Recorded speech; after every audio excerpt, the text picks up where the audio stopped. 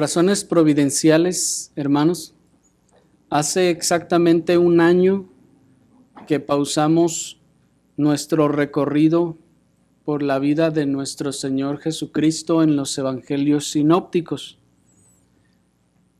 Pero ahora, con la ayuda del Señor, vamos a retomarlo si el Señor nos socorre y nos da de su gracia.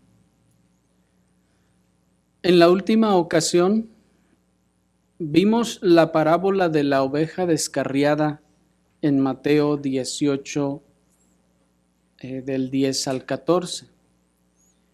Y el día de hoy vamos a continuar donde nos quedamos, hermanos.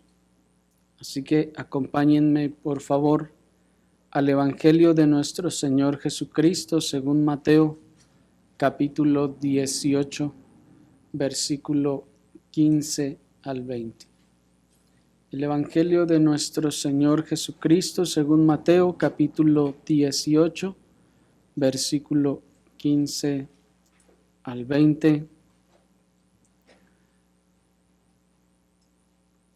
Nos dice la palabra del Señor. Por tanto, si tu hermano peca contra ti, ve y repréndele estando tú y él solos. Si te oyere, has ganado a tu hermano. Mas si no te oyere, toma aún contigo a uno o dos, para que en boca de 2 o 3 testigos conste toda palabra. Y si no los oyere a ellos, dilo a la iglesia. Y si no oyere a la iglesia, tenle por gentil y publicano. De cierto os digo que todo lo que atéis en la tierra será atado en el cielo, y todo lo que desatéis en la tierra será desatado en el cielo. Otra vez os digo, que si 2 de vosotros se pusieren de acuerdo en la tierra acerca de cualquiera cosa que pidieren, les será hecho por mi Padre que está en los cielos. Porque donde están 2 o 3 congregados en mi nombre, allí estoy yo en medio de ellos. Hasta ahí. Si ustedes recuerdan, hermanos, este fue el lugar donde nos quedamos la ocasión anterior. Leímos, de hecho, aquella parábola de la oveja descarriada y a continuación sigue lo que leímos a partir del versículo 15. Pero no podemos pasar, hermanos, por Mateo 18:15 y no considerar las múltiples enseñanzas que se encuentran en este pasaje pensando que ya las conocemos. Porque aun si así fuera, aun si conociéramos ya estas enseñanzas clara y completamente, hermanos, en primer lugar, no conocemos lo suficiente de la Escritura. En segundo lugar, tenemos una mente y afectos que tienden a olvidar y a dejar pasar o a pasar por alto las enseñanzas de la Escritura en la vida práctica. Y en tercer lugar, tenemos una naturaleza pecaminosa que constantemente está buscando y está encontrando formas para pasar por alto los mandamientos de Dios. Así que nos es muy necesario, hermanos, que no pasemos estas enseñanzas por alto y nos detengamos con la ayuda del Señor todo lo que podamos para que todas estas cosas sean claras. Decimos que nos es necesario porque aunque pensemos que ya sabemos qué significa Mateo 18:15 y de repente también se convierta ya en una expresión natural, como alguien decía, pues hay que aplicar Mateo 18:15. Bueno, ya lo sabemos porque todos en general tenemos una idea de qué se trata esto. Sin embargo, hermanos, tenemos una naturaleza caída y tendemos siempre a estar buscando, a veces sin darnos cuenta, la forma de burlar o de saltar los mandamientos de Dios. Es como los ladrones. ¿Han visto los ladrones? Por más obstáculos y candados que se les pongan, Los ladrones siempre están innovando. Es impresionante eso, hermanos. Deténganse a considerar un poco eso. Es impresionante cómo el pecado aún motiva de esa forma. Pongan ustedes cuantos candados y aún ahora candados cibernéticos y cuanta cosa, y se van a enseñar a programar a fin de seguir robando, hermanos. Miren qué maldad tan tremenda. No se van a enseñar a trabajar, pero sí se van a poner a trabajar para robar. Y así es la maldad del hombre, hermanos. Siempre está buscando la forma de saltar los mandamientos de Dios. Así que con la ayuda del Señor, a partir de hoy vamos a detenernos por algunos domingos para considerar estos 6 versículos bajo el tema de la disciplina en la iglesia. Solamente estos 6 versículos, pues aquí hallamos, hermanos, a nuestro Señor Jesucristo hablándonos, dándonos instrucciones para la iglesia. Y en todo este tema de la disciplina vamos a considerar, hermanos, como inciso A, digamos, sus propósitos. Como inciso B, vamos a considerar sus procedimientos y vamos a ver al final algunas consideraciones adicionales. El día de hoy vamos a comenzar considerando sus propósitos, y en cuanto a sus propósitos vamos a ver el día de hoy con la ayuda del Señor. En primer lugar vamos a ver acerca de la disciplina. Nuestro primer punto va a ser la disciplina. Nuestro segundo encabezado va a ser el primer propósito de la disciplina.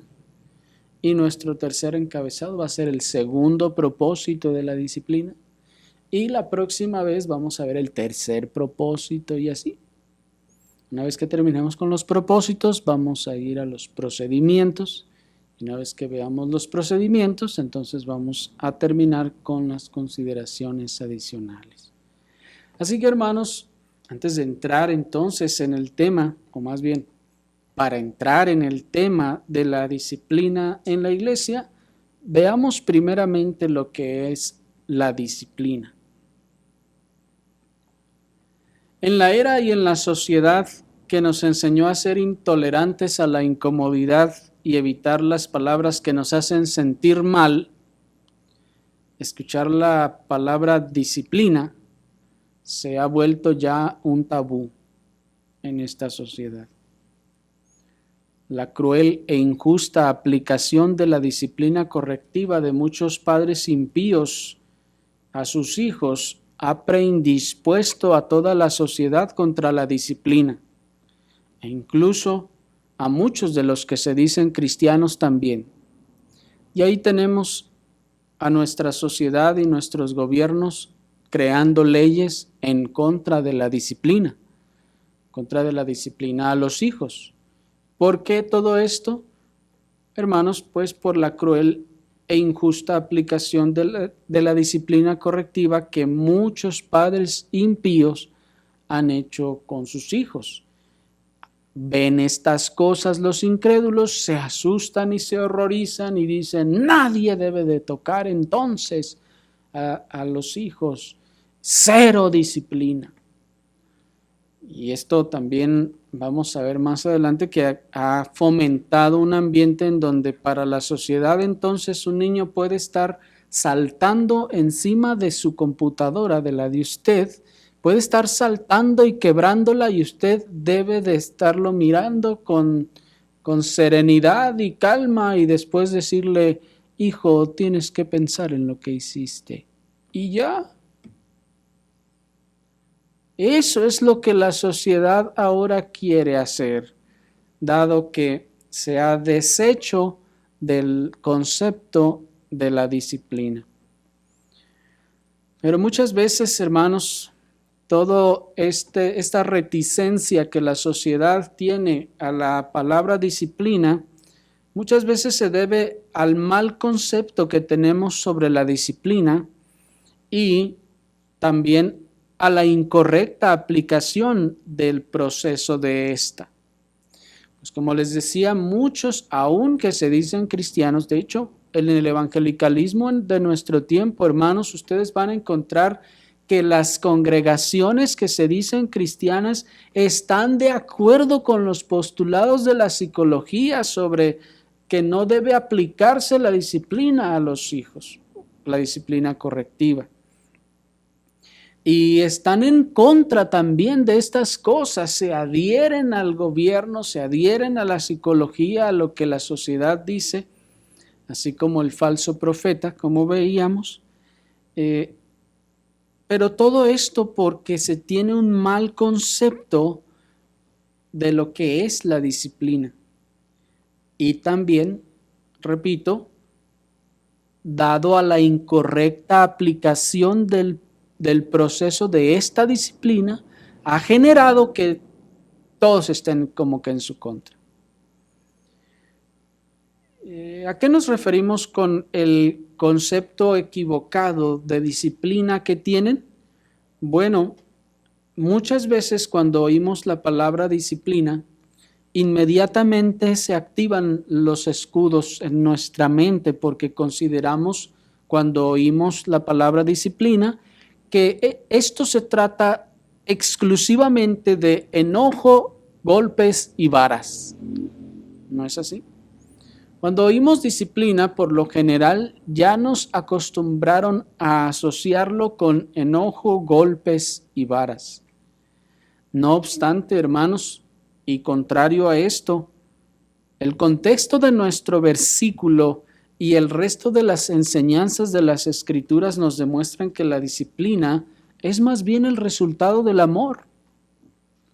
Pues ustedes pueden ver, hermanos, que en el contexto, en el versículo 12, nos dice: ¿qué os parece si un hombre tiene 100 ovejas y se descarría una de ellas, no deja las 99 y va por los montes a buscar la que se había perdido? Verso 15, por tanto, si tu hermano peca contra ti, ve y repréndele. De manera que nuestro texto ya nos está diciendo que el resultado, o más bien la motivación de la disciplina, es el amor. También Proverbios 3:11 nos dice, versículo 11 y 12, no menosprecies, hijo mío, el castigo del Señor, ni te fatigues de su corrección, porque el Señor al que ama castiga, como el Padre al Hijo a quien quiere. Qué palabras tan discordantes, ¿no? Para la sociedad de nuestro tiempo, amor y castigo. Ustedes díganle eso a un psicólogo, amor y castigo están relacionados, y los van a mandar con el psiquiatra más bien. Porque para ellos eso es algo absolutamente incongruente, es algo que no tiene relación uno con otro. Para ellos el castigo o la disciplina es producto del enojo, de la maldad y de la crueldad. Pero miren cómo nos dice la Escritura: hijo mío, no menosprecies, hijo mío, el castigo que te da el Señor, ni te fatigues de su corrección, porque el Señor cuando castiga es porque ama, nos está diciendo, como el Padre a quien quiere. Pero estamos entrenados a pensar lo contrario, ¿no es así? Miren que nuestro texto dice: no menosprecies, hijo mío, el castigo del Señor. ¿Están escuchando todos los hijos? No menosprecies, hijo mío, el castigo del Señor. Es como si está diciendo: no tengas en poco el castigo del Señor. No pienses que es algo negativo el castigo del Señor o que es algo sin valor, pues esta palabra menosprecio es darle un menor precio, ¿cierto? Es darle un menor valor. de lo que tiene. Ahora, está diciendo, no lo veas como algo negativo, porque lo negativo no tiene valor para nosotros. ¿Cierto? Lo negativo no tiene valor para nosotros, solo lo que es positivo. De manera que el texto no es como si nos dice, no pienses que es algo negativo o sin valor, sino al contrario, debes entender que es algo valioso, es algo de apreciar, es algo para valorar. Qué definición tan opuesta, ¿verdad?, a lo que el mundo piensa sobre la disciplina. Pero miren cómo piensa el mundo. ¿Quién creen ustedes que será el médico mejor valorado? ¿El que está en urgencias limpiando heridas, reacomodando huesos, reanimando inconscientes? ¿O el que está sentado en su consultorio recetando medicamentos para la gripe? ¿Cuál será mejor valorado por sus pacientes? Pues el que no me causa dificultad, ¿verdad? El que no me causa gran dolor, el que pues nada más me da algo y me lo tomo y ya. Pero tendemos, hermanos, nosotros, noten ustedes, tendemos a infravalorar aquello que nos causa dolor, aunque nos cause bien. ¿Se fijan? Tendemos a quitarle o restarle el valor a aquellas cosas que, aunque nos hagan bien, nos causaron dolor. Pero el valor de la disciplina, pues, no está en función de su experiencia, sino de su propósito y de su efecto. El valor de la disciplina no está en función de su experiencia, sino de su propósito y de su efecto. Si yo lo valoro por cómo lo sentí, hermanos, entonces voy a perderme en lo que es la disciplina. Pero si lo valoro por su propósito y por lo que produce, entonces será algo valioso. ¿Me explico?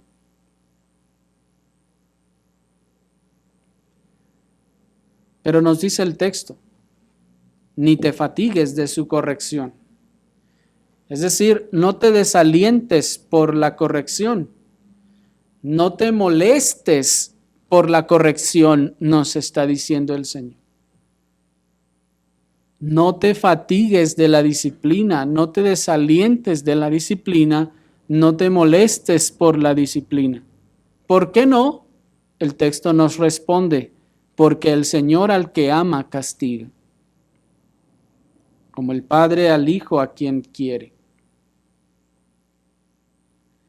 De manera que la disciplina bíblica, noten ustedes entonces, que es ese socorro amoroso que acude en auxilio del que ha sido atacado y herido por el pecado. Si podemos dar una definición de lo que es la disciplina bíblica, hermanos, la disciplina bíblica debemos dejar de asociarlo con varas, gritos o golpes.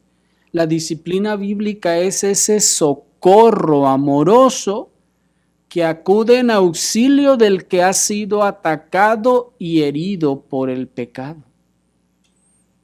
Esa es en esencia, hermanos, la disciplina bíblica. Es un socorro amoroso que corre en auxilio del que ha sido herido y atacado por el pecado. Va a ayudarlo, va a auxiliarlo, porque el pecado no es un dulce ni una manchita, sino es un daño poderoso y corruptor. El tierno cuidado del Señor preservándonos de los malignos efectos del pecado en nuestra vida espiritual y el tierno vendaje para su sanidad es lo que podemos llamar la disciplina bíblica. Es ese tierno cuidado del Señor, preservándonos de los malignos efectos del pecado en nuestra vida espiritual y poniéndonos también con ello un tierno vendaje para la sanidad. Esa es la disciplina. ¿Me siguieron? Debemos comenzar, hermanos, a pensar en la disciplina bajo esos términos, en esos conceptos, porque con la ayuda del Señor vamos a mostrar que así es. Eso es lo que la Escritura nos enseña por disciplina. Pero alguien dirá, pero si eso es la disciplina, ¿por qué no se siente amoroso cuando se recibe? Bueno, primero, por nuestro pecado de orgullo. La primera razón por la que no se siente así amoroso, como dice el texto que lo es por nuestro orgullo. Y segundo, porque muchas veces no se aplica correctamente. Y en esencia, cuando se aplica, hermanos, los primeros auxilios, entre mayor es el daño, la aplicación de los primeros auxilios dolerá más, porque mayor ha sido el daño. Pero también sucede, hermanos, que no se siente muchas veces agradable porque suele suceder que no se aplica correctamente. Y esa es la segunda causa que decíamos por la que la gente se pone a la defensiva cuando oye la disciplina, porque hay una incorrecta aplicación de esta disciplina o de este proceso de disciplina. Es como si una persona ignorante de primeros auxilios va a atender a un herido de un accidente automovilístico. ¿Qué va a suceder?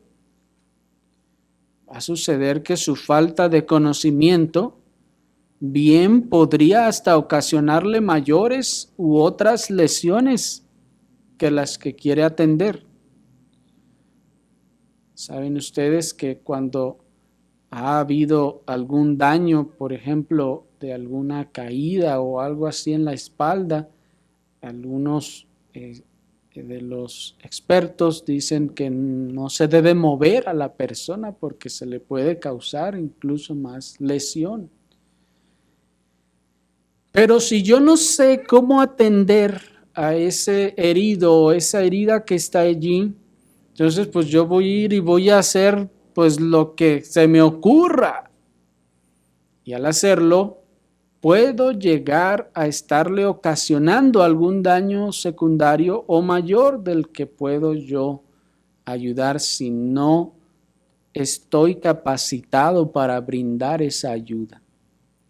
¿Se dan cuenta entonces que cuando cambiamos el enfoque de la disciplina, entonces también cambiamos el enfoque de su aplicación y de quienes lo aplican, así como su motivación? Aquellos que van entonces a ejercer esa disciplina deben tener al menos un buen curso de primeros auxilios, ¿sí o no? Porque dijimos que la disciplina son los primeros auxilios, es el socorro, ¿sí lo apuntaron? Es el socorro que el Señor está dando, ese socorro amoroso que acude en auxilio del que ha sido atacado y herido por el pecado. Entonces, el que va en ese socorro ha de saber cómo aplicarlo. ¿Me explico? Pues si va a atender al que ha sido herido y atacado, debe saber cómo atenderlo. Y alguien dirá, pues, ¿y ahora entonces qué vamos a hacer? Bueno, hermanos, pues por eso estamos nosotros aquí. Por eso estamos aquí. Este es nuestro curso de capacitación de primeros auxilios espirituales. En efecto, este será nuestro curso de capacitación de primeros auxilios espirituales, para que al mirar que uno de nuestros hermanos ha sido atacado o herido o afectado por el pecado, nosotros vayamos en su auxilio para brindarle ayuda. Noten entonces, pues, que para esto nuestro Señor Jesucristo nos establece un proceso, un procedimiento que consiste en un proceso de severidad ascendente y de discreción descendente. ¿A qué nos referimos con severidad ascendente y discreción descendente? Noten el versículo 15. Miren, les digo que es un proceso que va subiendo de escalones por una parte y por el otro va bajando. El primer escalón está en el versículo 15. Dice el versículo 15, por tanto, si tu hermano peca contra ti, ve y repréndele estando tú y él solos. Ese es el primer escalón. Ahí solo hay un hermano. Entonces, esta acción involucra solo a dos personas. Un hermano se acerca al otro y le hace ver su falta. Si esto no fue suficiente o no produjo la sanidad, entonces se sigue al siguiente escalón. El segundo escalón está en el versículo 16, cuando el texto nos dice, mas si no te oyere, toma aún contigo a uno o dos. ¿Qué es esto? Noten que aquella llamada al arrepentimiento amistosa, personal, hacia el hermano o la hermana, ahora ya se convirtió en una ayuda de parte de varios. Ya ahora son dos o son tres los que se acercan y evidentemente ya cuando dos o tres vienen a exhortarme por la misma situación, la severidad aumentó, ¿cierto?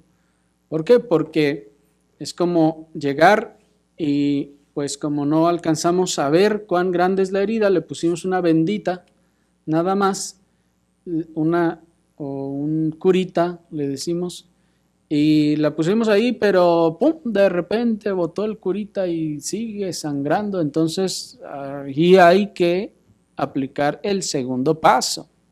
¿Se dan cuenta cómo ya estamos viendo los pasos de los primeros auxilios? El segundo, entonces, es tomar algo más fuerte. Ya no es un curita, ahora es una gasa, algo más grande, para atender esa situación. Si eso no fue suficiente y no escuchó, entonces el tercero es, verso 17, si no los oyere a ellos, dilo a la iglesia. Ahora ya es algo más grande. Ya no solo son 2 y 3, ahora ya es toda la iglesia, es decir, toda la membresía tiene que enterarse de la situación y tiene que actuar llamando la atención. Y la última consecuencia de estos primeros auxilios espirituales, si no dieron resultado, ¿qué significa? Que estaba muerto. ¿Me explico?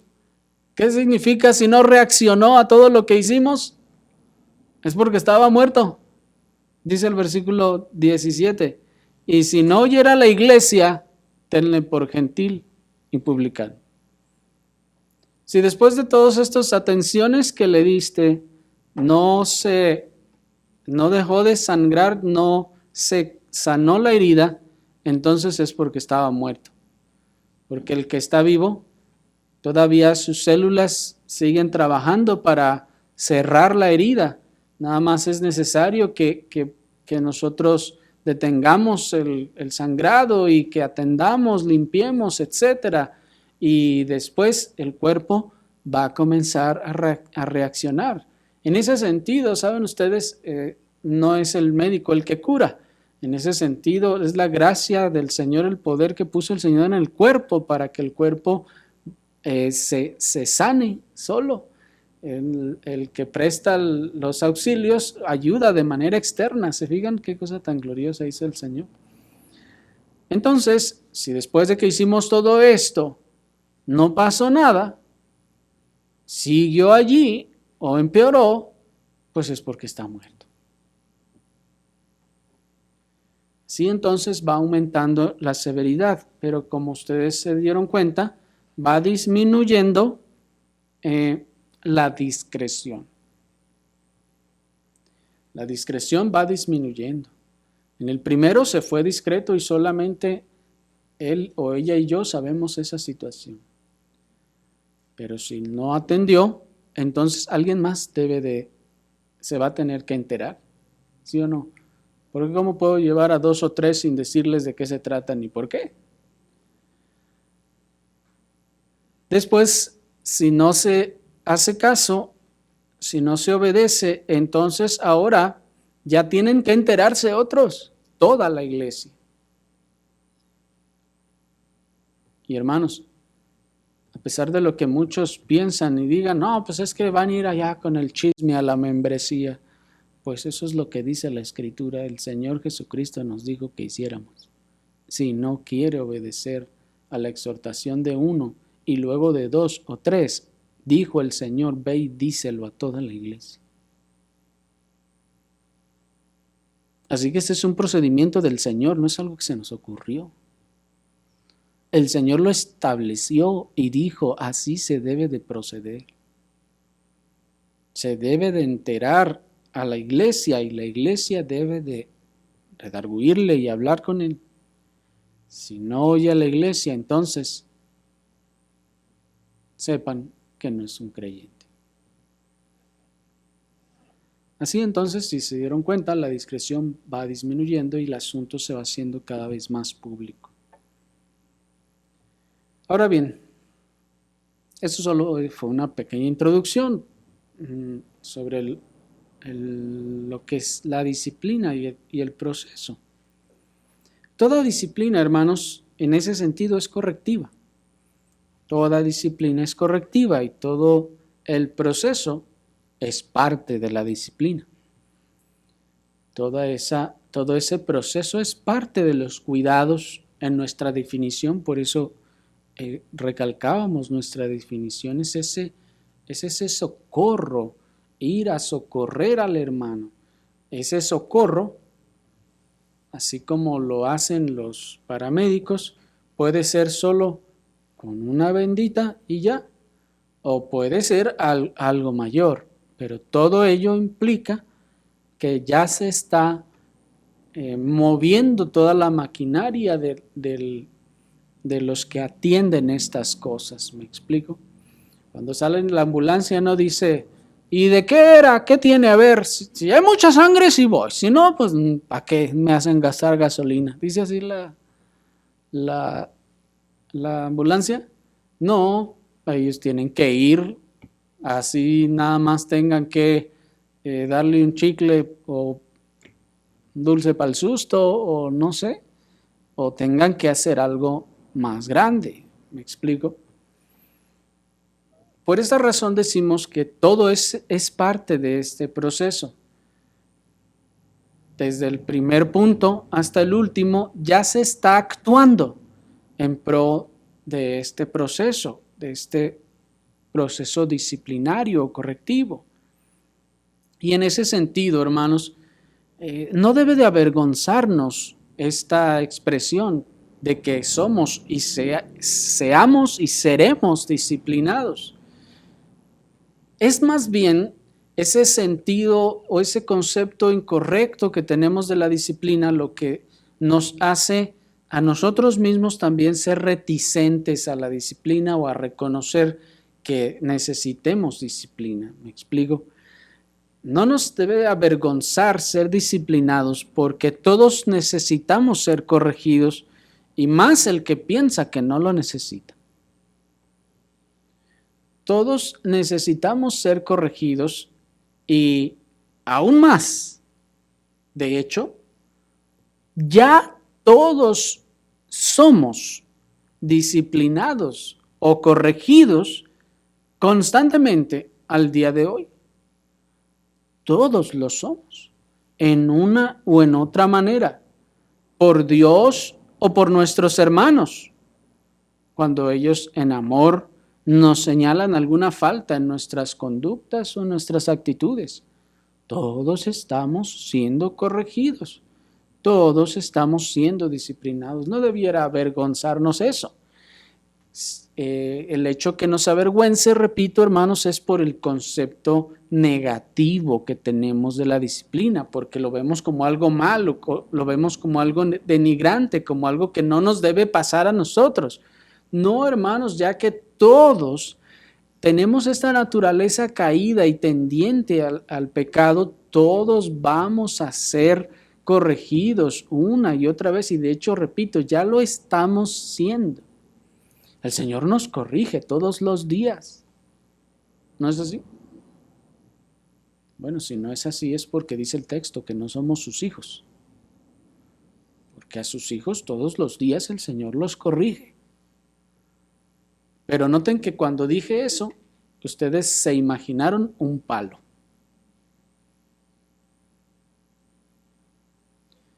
Lo cual nos regresa otra vez al principio. Tenemos un concepto de disciplina pues un poco extraño, ¿verdad? Más como producto de la tendencia y el escándalo que ha hecho la sociedad de lo que es el exceso de algunos casos de disciplina correctiva. Sin embargo, cuando vemos la disciplina como ese auxilio, ese socorro que se da al que es herido por el pecado, entonces, hermanos, todos lo vamos a necesitar. Todos sangramos, ¿no es así? ¿O quién de ustedes no sangra? Todos, hermanos, y todos necesitamos de un curita, todos necesitamos de alcohol, todos necesitamos de una aspirina, todos necesitamos de alguno de estos tratamientos. Esto, hermanos, es en esencia lo que el texto nos está hablando o nos está refiriendo como la disciplina. ¿Me explico? Es ese cuidado, es ese socorro y auxilio espiritual para corregir el daño del pecado o la presencia del pecado antes que dañe. Y como les repito, ya estamos siendo disciplinados o corregidos constantemente, todos nosotros, en una o en otra manera, por Dios o por nuestros hermanos. Así pues, no debemos avergonzarnos de esto, sino debemos verlo como algo natural, hermanos, como algo bueno, como algo normal y típico en todos nosotros. ¿Te tocó ahora lavar los trastes? Sí. ¿Es algo malo? ¿Sí o no? Entonces, hermanos, todos vamos a lavar los trastes, todos vamos a barrer, todos vamos a trapear. ¿Sí me explico? Eso no debe avergonzarnos. Todos vamos a ser disciplinados y todos estamos siendo disciplinados, hermanos, todos los días. Eso no denigra a nadie, porque ya estamos denigrados todos. ¿Sí o no? Más bien cuando nos exaltamos a nosotros mismos es cuando consideramos y pensamos que no no debiéramos ser disciplinados.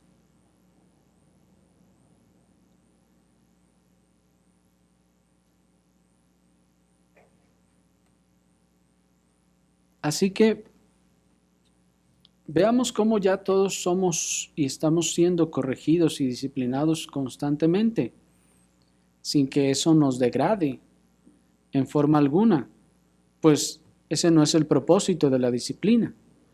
Algún hermano se acerca con usted y le dice, hermano, hágale así, no le hagas a, hermano, pues eso pues no es correcto, o tal situación, no, hermano, pues es que eso no dice la escritura dice que así es, bueno, ¿qué está haciendo? ¿Está siendo corregido?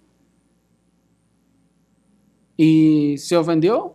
¿Se denigró? ¿Le humilló? No, hermanos, repito una vez más, tenemos un concepto de disciplina más mundano que bíblico.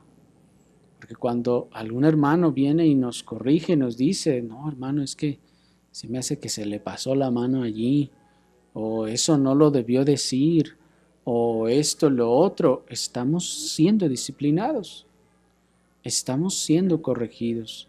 Y noten que cuando se hace con sabiduría, no duele.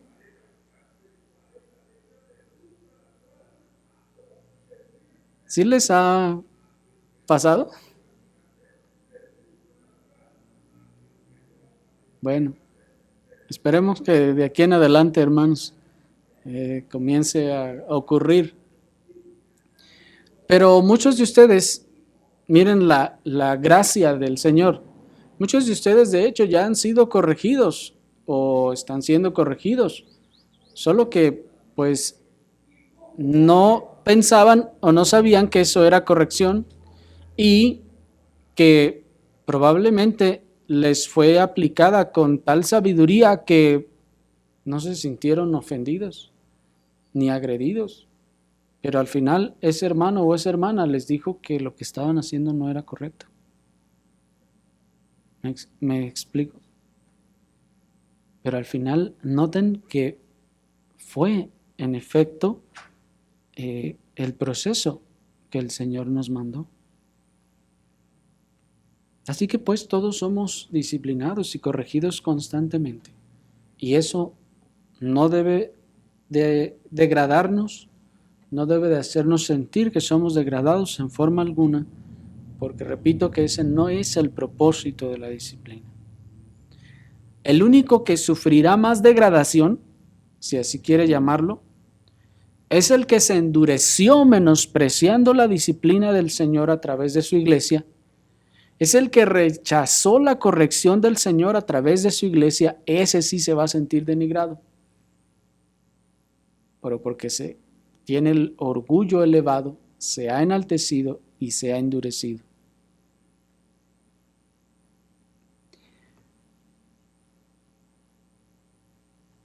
Quiero decir entre paréntesis, hermanos, que sabemos que esto no es popular y que su aplicación produce que muchas personas se vayan de las iglesias. Y esa es la razón por la que es algo que no es muy popular en las iglesias. Porque cuando se empieza a aplicar, la gente se va. Y esa es la razón por la que no se aplica, hermanos, muchas veces. Muchas veces no es por falta de conocimiento, sino porque la gente se va. Pero eso es lo que el Señor nos mandó, hermanos, que debemos hacer para el bien de la iglesia, fíjense. Y cuando no se aplica en las congregaciones, no se aplica porque dicen, no, por el bien de todos, para que no se vayan a ir.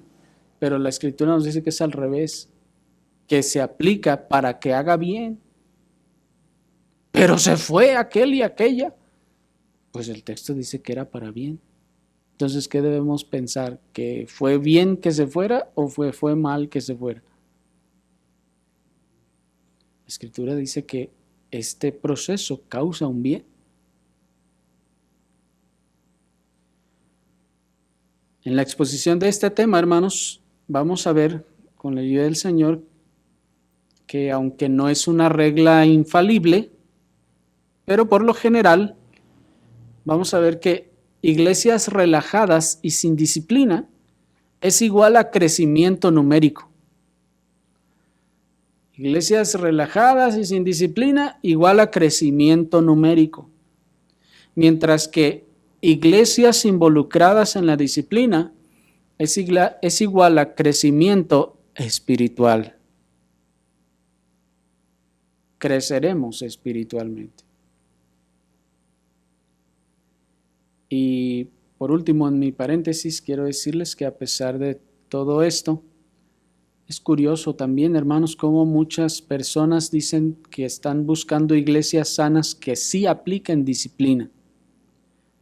Pero esas personas que están buscando las iglesias sanas que sí apliquen disciplina, cuando encuentran la iglesia que aplica la disciplina, salen de ellas enseguida, tachándolos de legalistas, de imposivistas y hasta de robóticos. Porque quieren una iglesia que aplique disciplina, pero que no sea a mí. ¿Sí me explico? Bien, cerrando ahí el paréntesis y continuando con nuestro punto, hermanos, y antes de concluir este primer punto sobre la disciplina, solamente quiero llamar su atención hacia el proceso escalonado que se establece. Primero hay un llamado personal al arrepentimiento, luego un segundo llamado de 2 o de 3, y por último el señalamiento y llamado público, es decir, de parte de toda la iglesia al arrepentimiento. De manera que, como iremos viendo con más detalle, no debemos saltar desde el suelo al segundo o tercer escalón, porque eso no va a producir el bien que se espera. El texto, noten, nos dio un proceso, un procedimiento, paso 1, paso 2, paso 3. No podemos ni debemos saltar del 0 al 3. Porque cuando saltamos del 0 al 3, entonces ya no se va a producir el bien que se prometió. ¿Me explico? ¿Qué es saltar del 0 al 3? Es como aquellos padres que permiten que sus hijos hagan todo lo que se les antoje o que digan todo lo que se les antoje y según ellos están siendo pacientes y ya hasta que llega el punto en que explotan y ahora sí saltan hasta el tercer punto a tratar o a ejercer el castigo final. ¿Me explico? Esa es una incorrecta aplicación de la disciplina. Y esto aún se ve en lo familiar, hermanos. ¿Cuántos padres dejan que sus hijos hagan lo que no es correcto y dicen, ay, luego, ya que haga algo de verdad, que sí lo valga? No sé si me explico. O a veces les permiten que les hablen de maneras incorrectas y los dejan.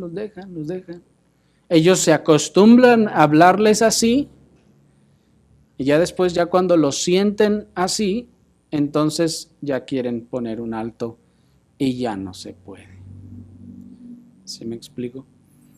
El texto nos está diciendo que vamos a ver cuando entremos al procedimiento, es necesario que en cuanto se vean las cosas se deben atender.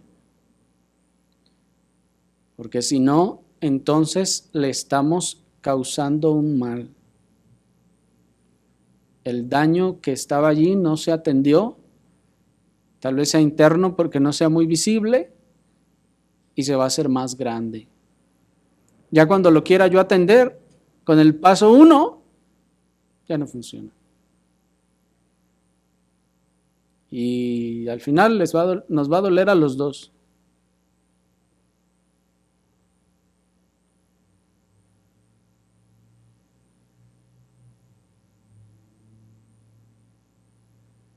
Pero pasemos, hermanos, a nuestro segundo punto,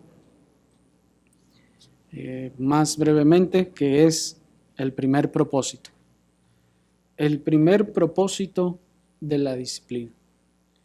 El primer propósito de la disciplina, hermanos, es la mortificación del pecado y el crecimiento en santificación. Primero, en un nivel personal. El primer objetivo de la disciplina es la mortificación del pecado y el crecimiento en santificación. Repito que en un nivel personal. Todos aquí tenemos una meta, ¿no es así? Todos los creyentes tenemos un propósito y no es ir al cielo, como alguien dijo, porque en eso todos somos absolutamente pasivos. Así que no es que ese sea nuestra meta, sino que nuestra meta es ser conformados a la imagen de Cristo. ¿No es así? Y en este propósito respondemos a la gracia que nos ha sido dada en Cristo, mortificando nuestro pecado y avanzando en el nuevo curso de vida que se nos concedió en la gracia de Cristo. Ya hemos visto esto, así que lo voy a pasar rápidamente porque ya pienso que entendemos estos conceptos. Esta gracia que nos ha sido dada nos lleva a la mortificación y eso es lo que estamos buscando. Nos ha sido dada también una gracia en la que resucitamos con Cristo para andar en una nueva vida y eso es lo que buscamos, eso es lo que queremos todos, ¿no es así? Siendo entonces un cuerpo en Cristo y miembros los unos de los otros y sintiendo en amor las necesidades de los otros como nuestras, somos entonces llamados a compadecernos de la oveja que se extravía por el pecado, nuestro hermano en la fe, e ir por esa oveja en su extravío. Todos, repito, tenemos el mismo propósito, la misma meta, crecer en santificación. Este hermano amado nuestro, esa hermana amada nuestra, tiene la misma meta que yo, así que nos vamos a ayudar unos a otros. Cuando yo veo que un hermano o una hermana se descarría en ese sentido, el texto nos dice, versículo 12, están allí, ¿qué os parece si un hombre tiene 100 ovejas y se descarría una de ellas, no dejará las 99 y va por los montes a buscar la que se había descarriado? 13. Y se acontece que la encuentra, de cierto, les digo que se regocija más por aquella que por las 99 que no se descarriaron. Así no es la voluntad de vuestro Padre que está en los cielos que se pierda uno de estos pequeños. Por tanto, si tu hermano peca contra ti, ve. ¿Se fijaron? Y repréndele estando tú y él solos. Si te oyere, has ganado a tu hermano.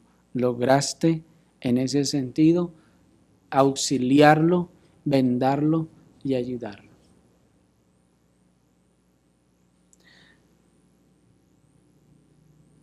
De manera que si ustedes notaron, en esta parábola que leímos, aquí el que tiene 100 ovejas es usted.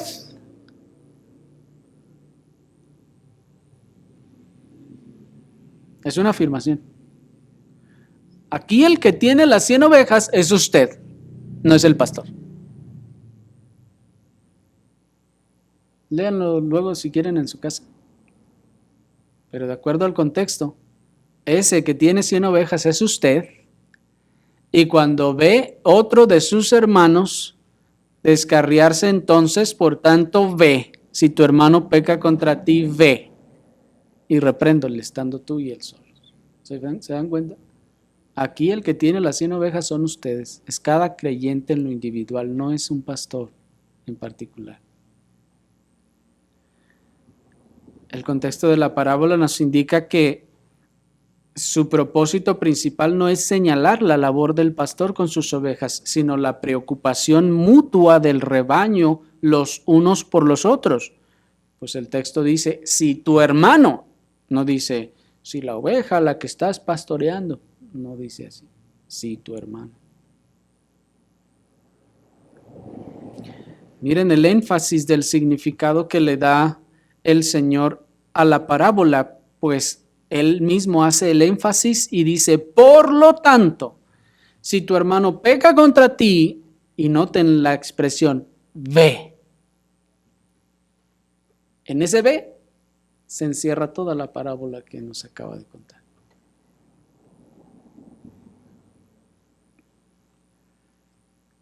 El pecado no solo es un tropiezo, hermanos,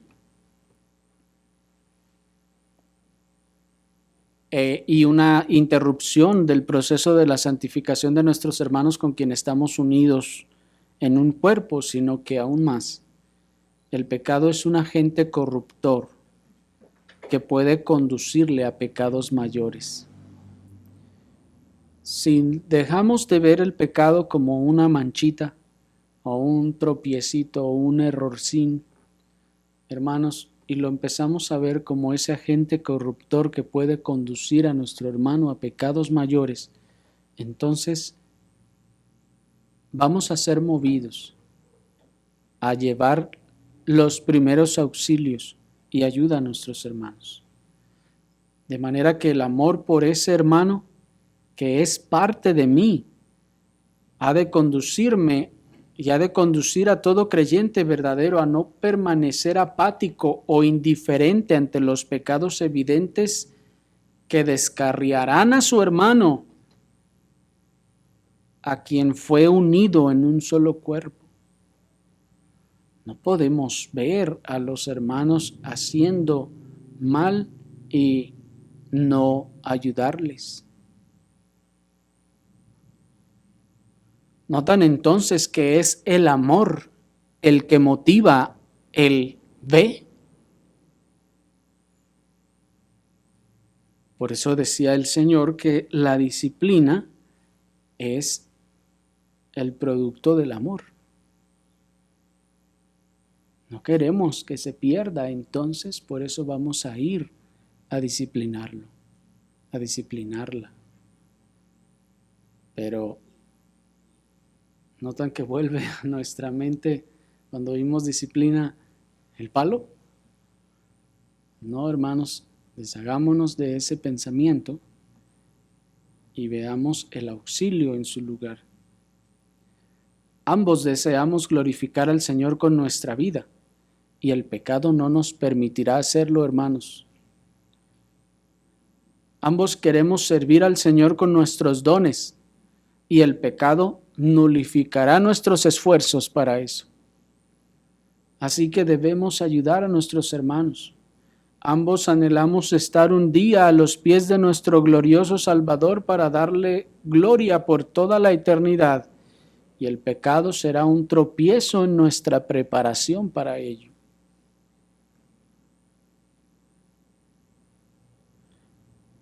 Así que, hermanos,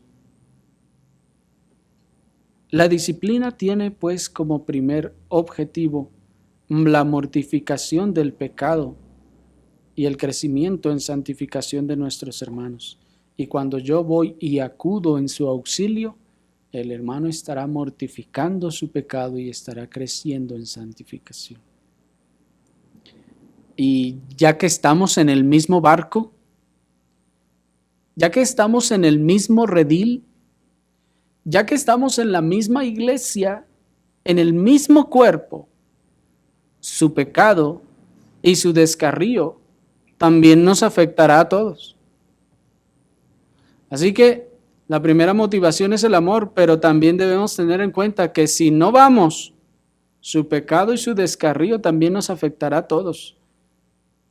Y esta es la realidad que nos lleva de la mano a nuestro segundo propósito, que es la santificación y la preservación de la iglesia.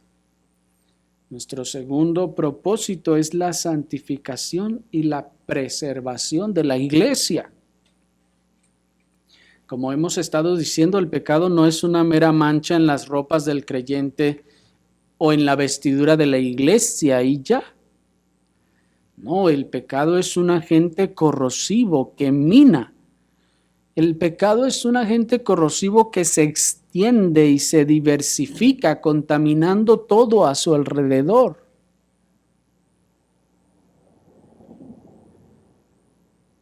Es como un negro salitre tremendamente veloz en las paredes de una iglesia. ¿Han visto cómo el salitre va carcomiendo las paredes hasta que las destruye?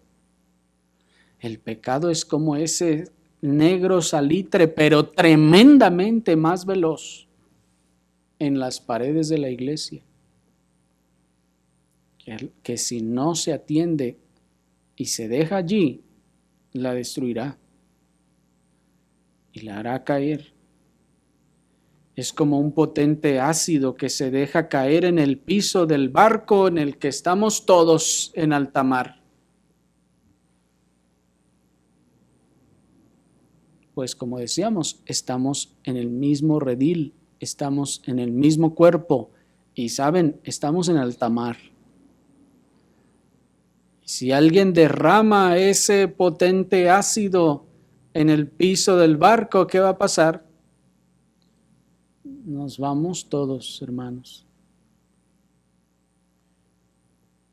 Cuando no se elimina el pecado, corrompe, se extiende y se diversifica, alcanzando incluso a otros dentro de la misma iglesia.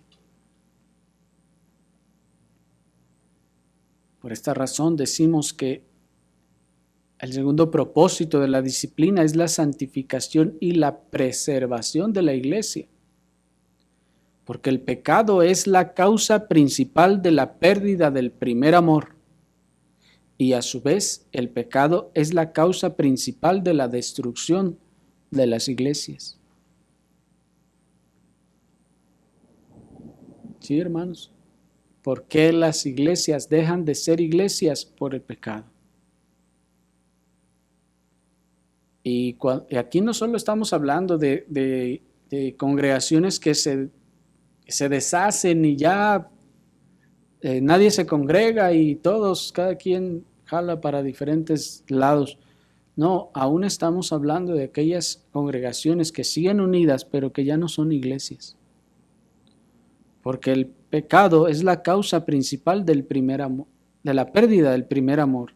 Y cuando este afecta a alguno y no se trata, pronto se extenderá a los demás en la iglesia.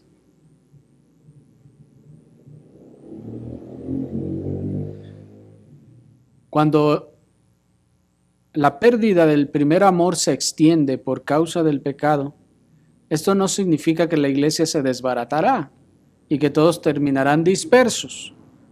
No, hermanos, por lo general no, como les decía, sino que por lo general continuarán existiendo como congregación, continuarán operando como congregación, pero con una espiritualidad decreciente o moribunda hasta que su candelero sea quitado de su lugar.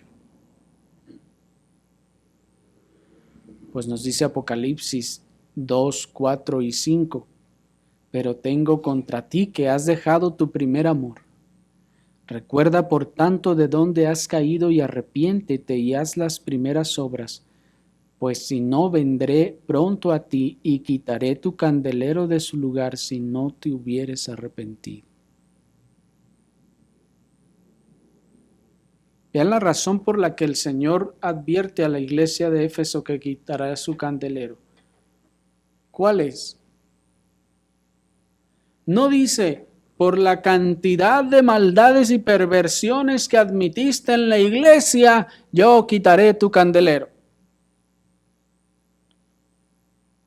Desde luego que en una circunstancia así, el Señor quitaría el candelero, ¿verdad? ¿Cómo habría de no hacerlo el Dios santo, santo, santo? Pero noten que el candelero aquí es señalado de ser retirado mucho antes de que se manifiesten todos esos pecados abiertos y rampantes que hacen de una congregación un club social más. Es decir, que para el momento en el que en aquellas congregaciones el pecado está a la orden del día, hermanos, por todas partes, abierto y rampante, hermanos, el Señor ya hace mucho que se fue de allí. No es que a partir de ahora sí van a empezar a dejar, el Señor los va a dejar, ¿no? Miren a la iglesia de Éfeso lo que se le está señalando. Lean ustedes el contexto y no van a encontrar ningún pecado que no sea esto que se ha dicho.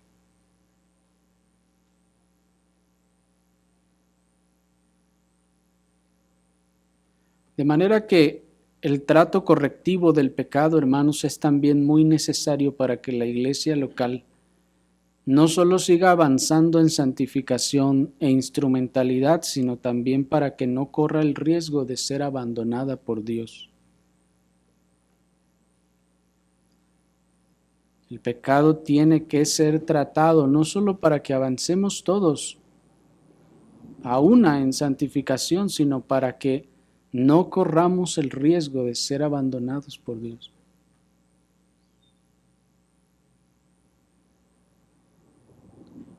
Podrán abandonarnos los que no están dispuestos a ser corregidos, pero que Dios nos abandone es la más grande desgracia que pueda sufrir una congregación que se precia de ser cristiana.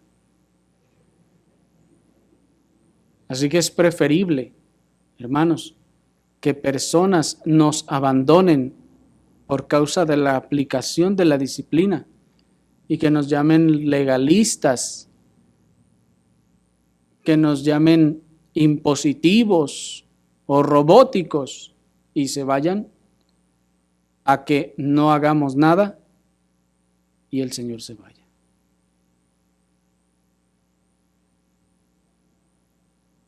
¿Qué prefieren ustedes? Noten entonces que la disciplina es muy necesaria, hermanos.